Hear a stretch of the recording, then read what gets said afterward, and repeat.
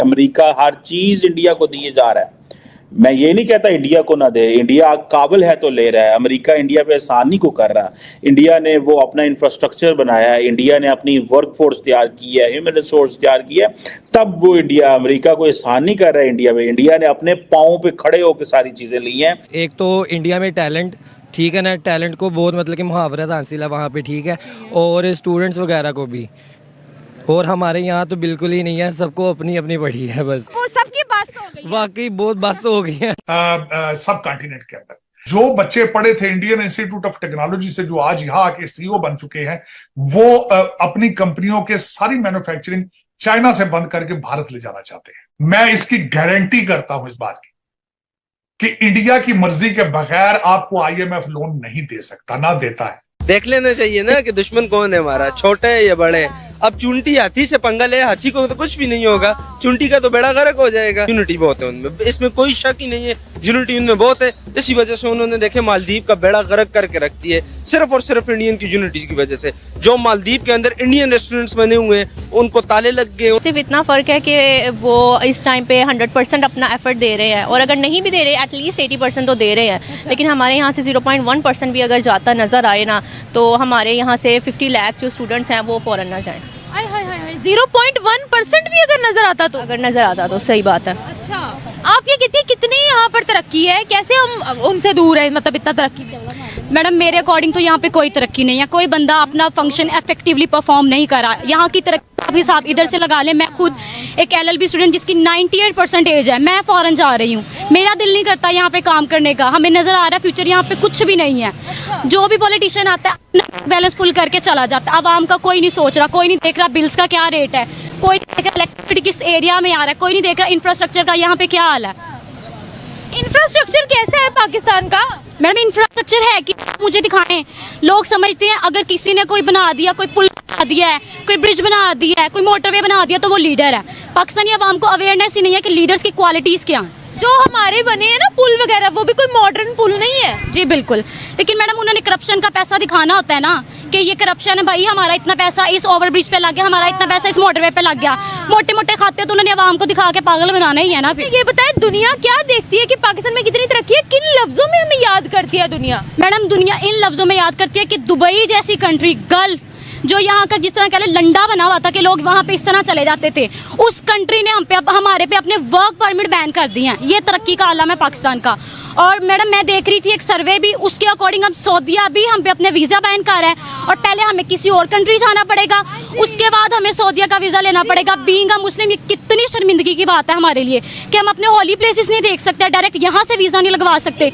मैं कहती हूँ डूब मर जाना चाहिए सारे हुक्मरानों को। हमसे डेवलपमेंट में आगे हैं, हमसे बहुत आगे हैं। मैं डेफिनेटली कहूँगी हमसे बहुत आगे हैं। एट ऑल मेरे पॉइंट ऑफ व्यू से तो कोई कंपैरिजन नहीं हमारा उनके साथ बनता। आप फॉरेन चले जाए, सारी अच्छी एग्जीक्यूटिव पोस्ट पे जो है सारे इंडियंस हैं, आपको कोई पाकिस्तानी नज़र नहीं आएगा। हम स्टूडेंट वीज़ा के लिए अप्लाई करें, सारी रिस्ट्रिक्शंस हम पे, इंडियंस को ऐसे स्टूडेंट वीज़ा मिलता है, और हमें देखें हमारा हाल देखें यहाँ पे। आपने भी ये चीज़ फेस की है? जी बिल्कुल, डेफिनेटली मैंने फेस किया। मैंने मोर देन 34 यूनिवर्सिटीज़ में जाके अप्लाई किया है। फिर जाके मुझे 3 यूनिवर्सिटी से कंडीशनल लेटर है, वो भी कंडीशनल लेटर है, अभी पूरा लेटर नहीं है।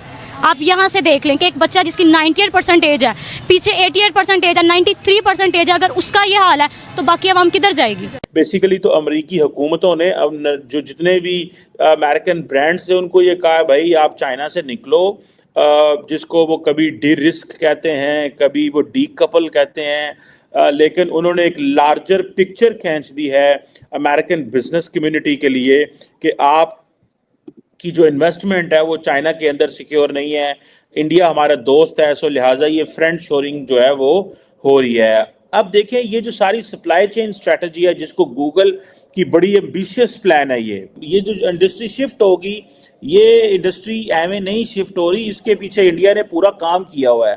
सो इसीलिए वो इसको हब बनाना चाह रहे हैं कि ये होना चाहिए। एप्पल पहले ही कह रहा है हम आ रहे हैं, सैमसंग उधर है, ओप्पो वहाँ है, शॉमी वहाँ पे है। ये सारे के सारे जो ब्रांड्स हैं ये इंडिया के वो जैसे कहते हैं ना एक एडवांटेज दे रहे हैं। मैं इसलिए कहता हूँ कि पाकिस्तान के अंदर जो नई हुकूमत आ रही है, can it attract the foreign investment, या कि बस ये हमें कहानियां सुनाएंगे जी हमें वर्ल्ड बैंक पैसे देगा और हम आपके लिए किडनी सेंटर बना देंगे, हमें वर्ल्ड बैंक पैसे देगा हम आपके लिए ट्रॉमा सेंटर बना देंगे। पाकिस्तानियों को तो पता ही नहीं है। मैं मजे की बात बताऊं, पाकिस्तान के हर शहर में ट्रॉमा सेंटर है, लोगों को पता ही नहीं है ट्रॉमा सेंटर होता क्या है। अभी देखिए जो इंडियन स्मार्टफोन मार्केट है वो कहते हैं 1% बढ़ी है, 146 मिलियन यूनिट्स 2023 में बने, और ये कहा जाता है कि 11% इंक्रीज था प्रीवियस ईयर के मुताबिक। और ये चीज़ें बताती है, चाइना आपको पता है दुनिया का सबसे बड़ी स्मार्टफोन मार्केट है, वहाँ पे 5% कमी हुई है। दी अमेरिका की जो विड्रॉल थी अफगानिस्तान से, उसके बाद हमें चाहिए क्या था, हमने तो अमेरिका और वेस्ट से मिलके काम करना था कि भाई हम आपके साथ मिलके 15-18 साल अपना मुल्क तड़वाते रहे, बंदे मरते रहे, दहशतगर्दी की जंग में पार्टिसिपेट किया, अपना घर तबाह किया। उस दौरान इंडिया इतनी तरक्की कर गया कि इंडिया को पर लग गया और कहाँ का कहाँ पहुँच गया। और जिस दौरान हम सारा टाइम जो है वो दुनिया की खैरात और पैसे से चलते रहे कि भाई देखो आज इस मुल्क से पैसे आ रहे हैं हमारे बच्चों के लिए, आज इस मुल्क से पैसे आ रहे हैं हमारे बच्चों के लिए, आज ये आ रहा है हमारे बच्चों के लिए। उस दौरान इंडिया अकेला सोलो फ्लाइट ले गया और इंडिया ने 15-18 साल, इन 15 सालों में वो एक अपनी चीज़ें शिफ्ट कर ली। हम पिछले 15 सालों में 18 सालों में स्वाय हाथ फैलाने के कुछ नहीं कर सके। हमने कब फ़ायदा लेना है इस फ्रंट शोरिंग का? अमेरिका हर चीज़ इंडिया को दिए जा रहा है। मैं ये नहीं कहता इंडिया को ना दे, इंडिया काबिल है तो ले रहा है। अमेरिका इंडिया पे एहसान नहीं को कर रहा।